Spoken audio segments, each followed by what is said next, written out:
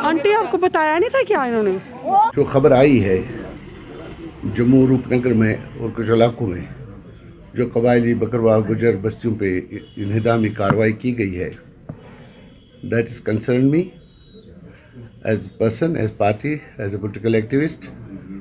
और हम ये समझते हैं कि ऐसी कार्रवाइयाँ जो हो रही हैं, लोगों में तशवीश बढ़ रही है, एप्रीहेंशन जो लोगों के बने हुए हैं पिछले 2.5 साल से वो ज़्यादा मजबूत हो रहे हैं, उनको तक़वीत मिल रही है।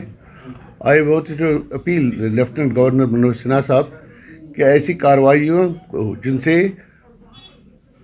समाज में तफर्रुक़ पैदा होने का अंदेशा हो, उनको रोक दिया जाए। ये लोग कमज़ोर तबका जात के हैं, कशां इनको जो ज़मीन मिली हुई है जिसपे उन्होंने कुछ मकानात झोंपड़े बनाए हुए थे, उन पे कार्रवाई करना और एक मखसूस तबके को टारगेट करना, ये एक इंतहाई कंसर्न है, एक इंतहाई तशवीशनाक मसला है।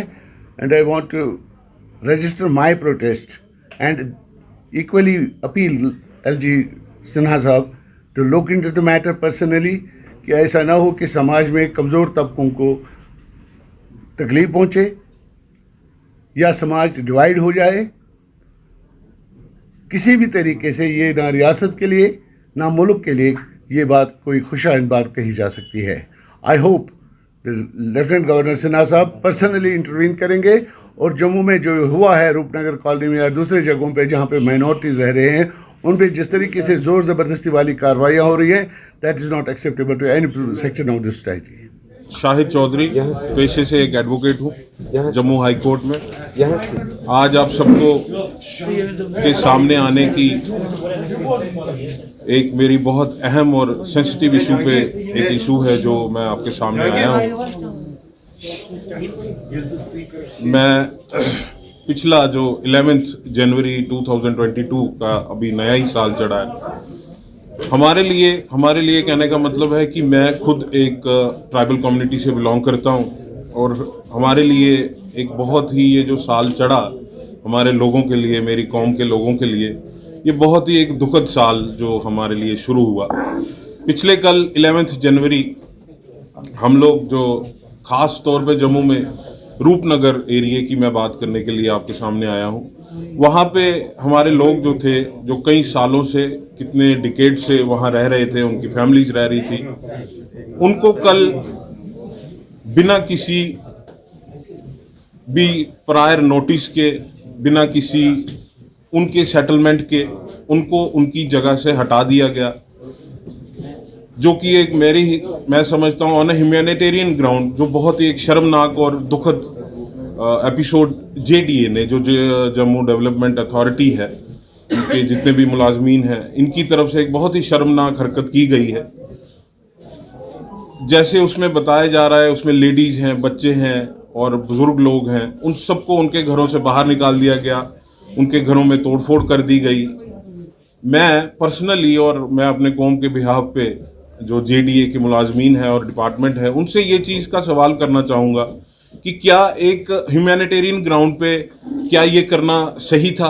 अगर ऐसा कुछ भी था, लैंड की इशू था या किसी भी और चीज़ का इशू था, क्या वो लोग इस जम्मू कश्मीर के बाशिंदे नहीं हैं? क्या वो लोग वोट कास्ट नहीं करते? क्या वो लोग इस कॉन्स्टिट्यूशन ऑफ इंडिया को फॉलो नहीं करते? ऑन ए ह्यूमैनिटेरियन ग्राउंड आप उनको इस तरह ट्रीट कर रहे हो like they are not Indians, like they have came from other countries to this country. आप आए दिन डेलिबरेटली एक कम्युनिटी को टारगेट कर रहे हैं। इस सब के पीछे एक क्या वजह है? मेरे हिसाब से, मेरी समझ में ये है, ये एक पर्टिकुलर कम्युनिटी या पर्टिकुलर लोगों के लिए एक साजिश है।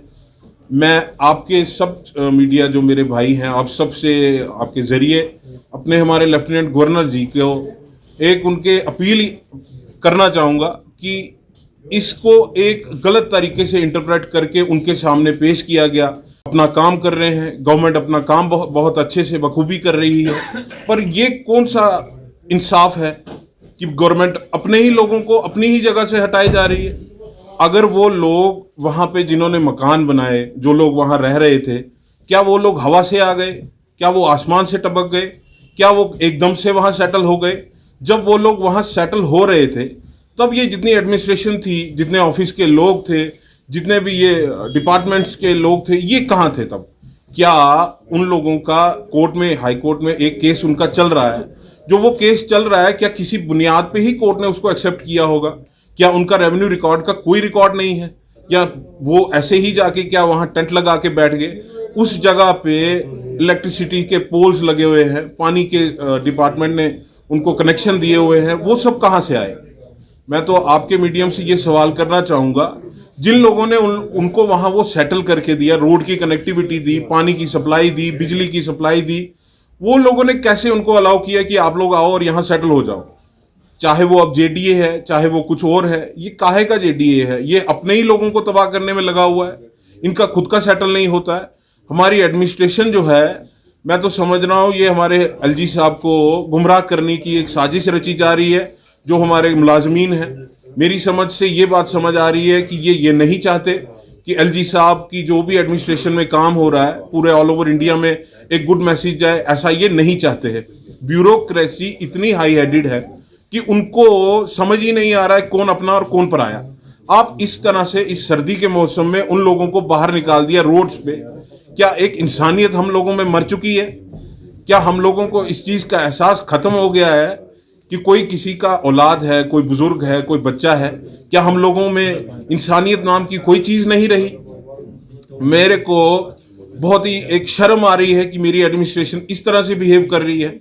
आज मजाक बनाया जा रहा है, जबकि ये बड़ी सारी जगह में ये चीज आ जाती है। जेडीए का पीला पंजा चल गया। व्हाट इज इट पीला पंजा?